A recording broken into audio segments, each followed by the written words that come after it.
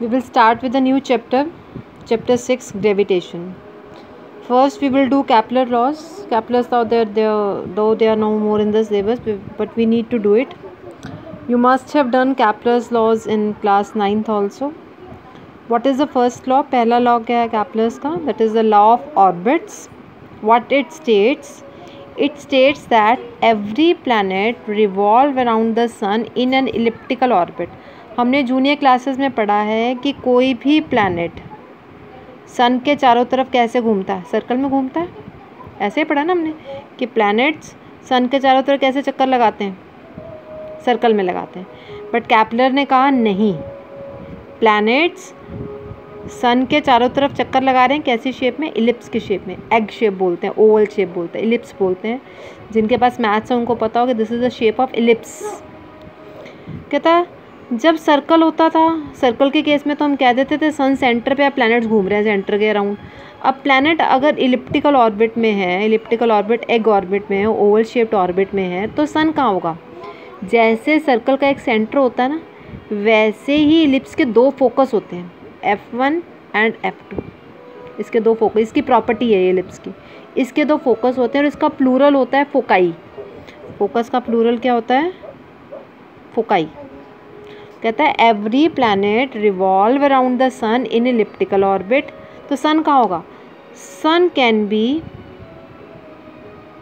On any of two foci.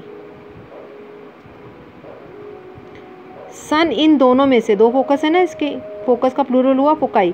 Sun can be on any of the two foci. Sun यहाँ पर भी हो सकता है, सन यहाँ पर भी हो सकता है. अब यू में आज कि मैम सन तो फिक्स होता है, सन फिक्स है. अगर सन यहाँ पर है, मान लो सन विल रिमेन फिक्स, प्लैनेट ऐसे घूम रहे हैं. ओके, सन अभी भी यहाँ पे है, सन नहीं चेंज होता. Sun is a star, it never changes the position. या प्लैनेट या ऑर्बिट की शेप ये हो सकती है, मतलब ये एक फोकस हो सकता है. अगर ऐसे है तो ये फोकस हो सकता है. ओके, नेक्स्ट इज, ये सिलेबस में नहीं है हमारे, आप सिर्फ इनको सुन लो, you need not to learn it even. Second है लॉ ऑफ एरियाज. वो कहता है जब प्लैनेट सन के चारों तरफ घूम रहे हैं ना,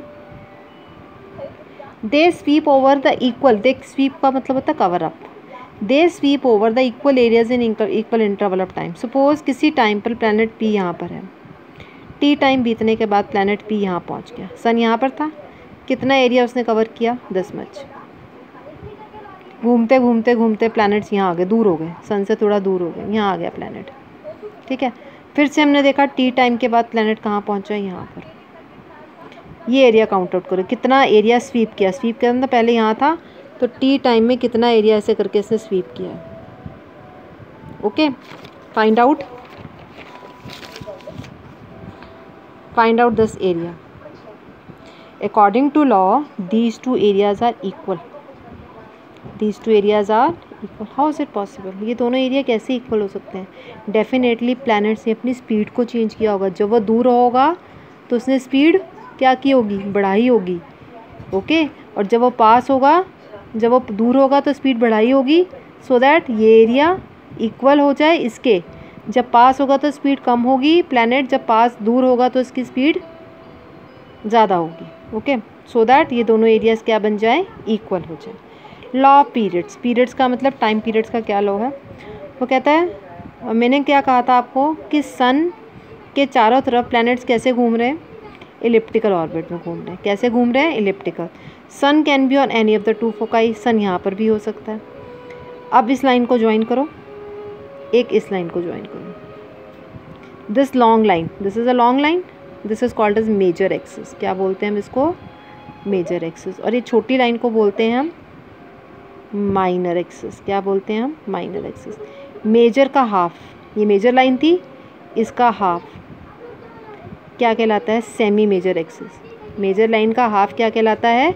semi major axis. And let it be R. इसको हमने क्या नाम दिया? Let it be, let this distance is R. क्या कहता है लॉ? लॉ ऑफ पीरियड्स कहता है the square of time taken by the planet. Suppose एक प्लैनेट को ये पूरा ऑर्बिट कंप्लीट करने में टी टाइम लगता है. एक प्लैनेट को पूरा ऑर्बिट कंप्लीट करने में टी टाइम लगता है. उस टाइम का square is proportional to cube of this R. What is R? Semi major axis. Major axis का हाफ उसका क्यूब किसके प्रोपोर्शनल है, स्क्वायर ऑफ कितना टाइम लगता है प्लैनेट को इसको चारों तरफ घूमने। So this was all about the Kepler's laws. Next is Newton's law of gravitation. आपने ये भी पढ़ा हुआ क्लास 9th में। क्या कहता है Newton's law of gravitation? Universe की कोई भी दो बॉडीज़ हैं, they interact each other, they attract each other with a force, with some force। Universe की कोई भी दो बॉडीज़ हैं, इनमें आपस में क्या लगती है, कुछ फोर्स लगती है। Let this force be F. वो कहता है एक्सपेरिमेंटली ये फाइंड आउट किया गया। सपोज आपने कोई दो बॉडीज़ दी यूनिवर्स की, कोई भी दो bodies, body A and body B. Let it has a mass m1 and it has a mass m2। let these two masses be separated by a distance r, then according to the Newton's law of gravitation, these two bodies, they exert the force on each other. These two bodies, they attract with some force named as F, and this F is proportional to, ये जो F है इन दोनों के बीच में force लग रही है, ये किसके प्रोपोर्शनल है? Product of the masses and inversely proportional to the square of distance between them। हमने डिस्टेंस क्या लिया इनके बीच में, r, and they are inversely proportional to square of distance between them। now when you will combine them, क्या बन जाएगा? देखो ये f proportional to m1 m2 था, f inversely proportional आ गया किसके, r स्क्वायर के। ओके, सो प्रोपोर्शनैलिटी को जब हम इक्वलिटी में चेंज करते हैं तो क्या आता है आपके पास? Constant. And here this constant is called as capital G m1 m2 upon r square, and this capital G is known as gravitational constant, which you have already done in class 9। if m1 is 1, m2 is 1, now I'm going to define G। अब मैं यहाँ से ना G को define करने लगी हूँ। if m1 is 1, m2 is 1, r is 1। अगर मैं सबको 1 1 ले लूँ तो f किसके बराबर आ जाएगा? G। तो अकॉर्डिंग टू दिस वो कहता है G क्या है? Gravitational force is the force, gravitational constant is a force. Gravitational constant क्या है? फोर्स। कौन सी फोर्स? जो दो बॉडीज़ के बीच में लग रही है जिनका मास कितना है? 1 kg। Gravitational constant is a force which is exerted between the masses, each of mass 1 kilogram, and they are separated by a distance of 1 meter। they are separated by a distance of 1 meter। आपने gravitational constant की value भी पढ़ी हुई है, क्या होती है? 6.67 into 10⁻11 Newton metres के पर किलोग्राम्स के। अभी यूनिट्स कहाँ से आए? देखो निकाल लो आप यहाँ से यूनिट। एफ का फॉर्मूला क्या होता है? G m1 m2 by R square. तो G क्या आ जाएगा? F R square m1 m2।